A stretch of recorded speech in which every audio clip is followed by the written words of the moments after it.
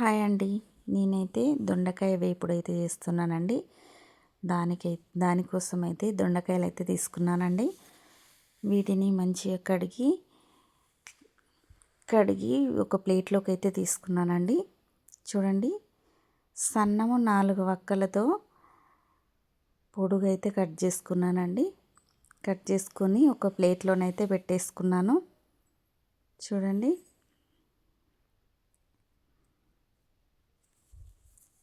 ఒక ప్లేట్లోకి అయితే తీసుకున్నానండి. స్టవ్ పైన ఒక కడాయిని అయితే పెట్టేసుకుందామండి. కడాయిలో కొంచెం ఆయిల్ అయితే తీసేసుకుందాము. వేపుడు కదా, దొండకాయలను అయితే వేయించుకోవాలండి. చూడండి, ఆయిల్ తీసేసుకున్నాను. కాస్త ఎక్కువైపోతే తీస్తున్నానండి.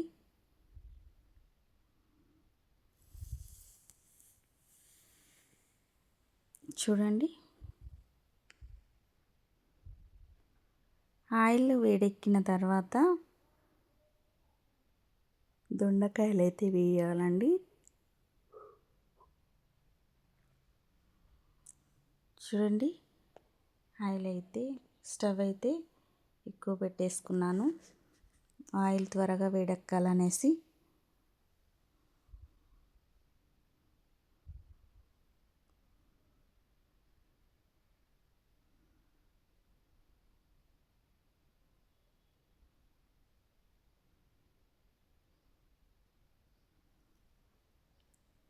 చూడండి, ఆయిల్ వేడెక్కిందా లేదా తెలియడం కోసం ఒక దొండకాయనైతే వేసానండి. వేడెక్కింది. ఇప్పుడు కాస్త కొన్ని తీసేసుకున్నానండి. వేయించుతున్నాను దొండకాయలను. చూడండి, ఆయిల్ అయితే వేడెక్కింది.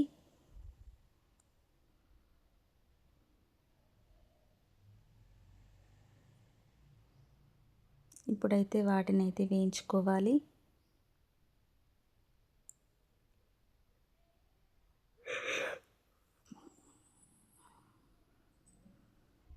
చూడండి, రెడ్ కలర్ వచ్చేంత వరకు అయితే వేయించుకోవాలి.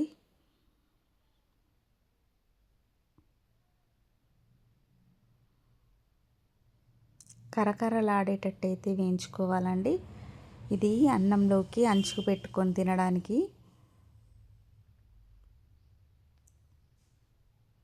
చూడండి, వేగుతున్నవి.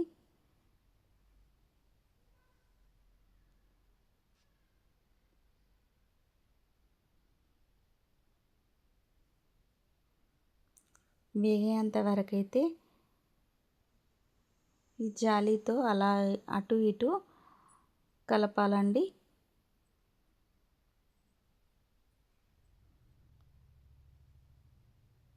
త్వరగా వేగుతాయి.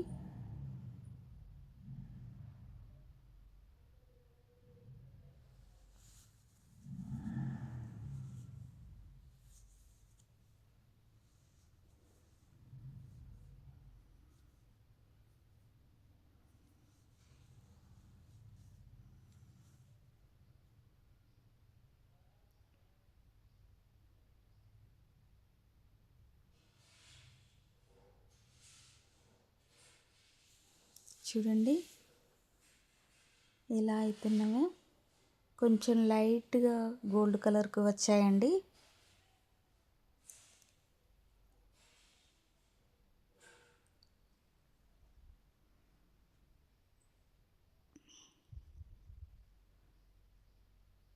చాలా టైం పడుతుందండి దొండకాయ వేగడానికి.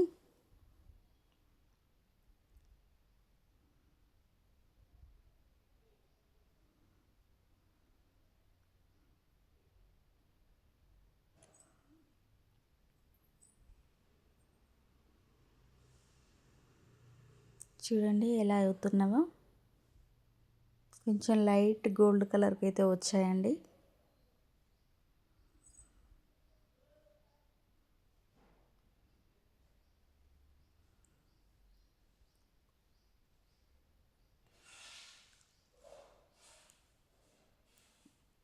వీటినైతే ఒక ప్లేట్లోనైతే తీసుకుంటున్నానండి, వేగిన దొండకాయలని. చూడండి, అలా వేయించుకున్నాను. వేయించుకొని స్టవ్ పైన పెట్టేసుకొని కొంచెం ఉప్పు కారం అయితే చల్లుతున్నానండి.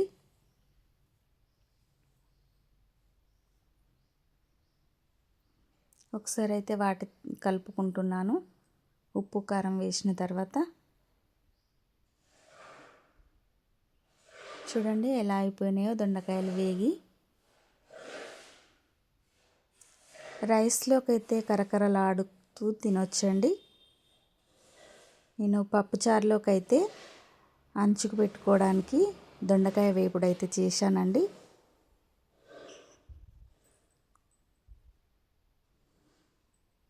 చూడండి ఎలా అయిపోయిందో. ఉప్పు కారం వేసిన తర్వాత కొంచెం అది ఉడికేంత వరకు అయితే ఉంచుకోవాలండి. దొండకాయ వేపుడు రెడీ.